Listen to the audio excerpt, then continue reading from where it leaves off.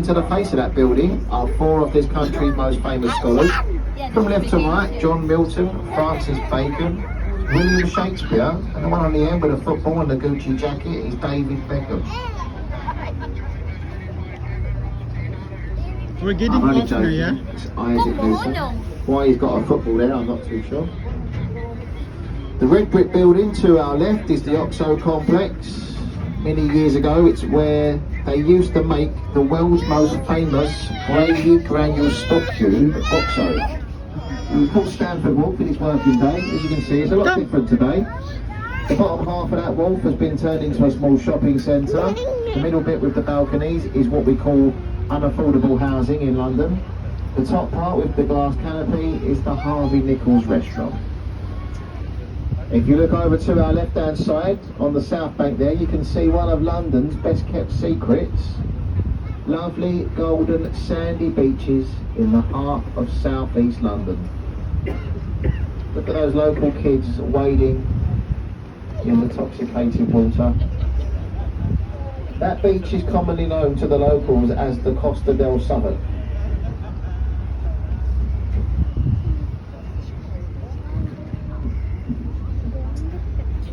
If you look just to our right amongst the trees, the stone archway, Temple Arch.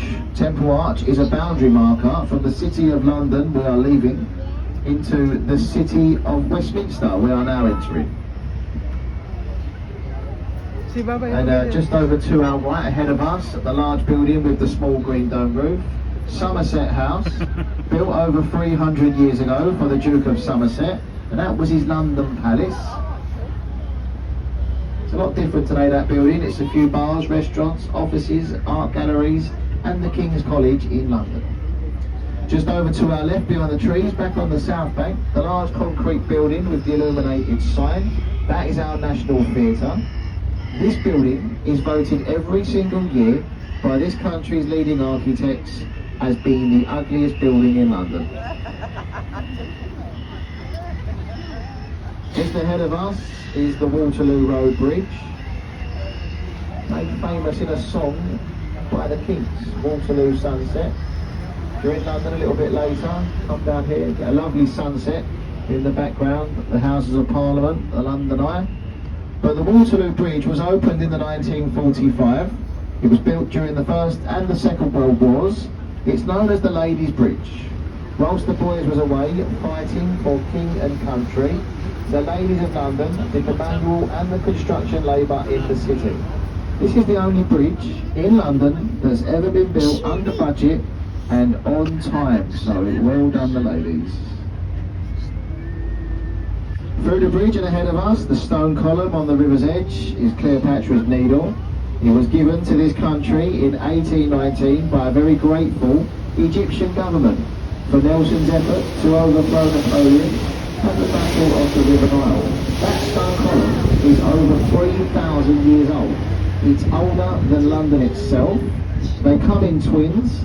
The pair of that stone column, the other one is actually in New York in Central Park. Just over to our left, the large concrete building with the glass face, Royal Festival Hall. That's the last remaining building from the 1951 Festival of Great Britain. One of the finest concert halls that this country has to offer still to this day. Over the years, it has played host to many of the greats, Liza Minnelli, Elton John, Tony Bennett, Pavarotti, and even old Blue Eyes himself, Frank Sinatra.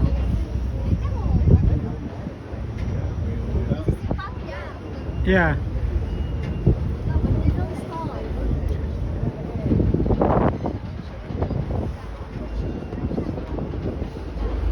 If you look ahead of us, the last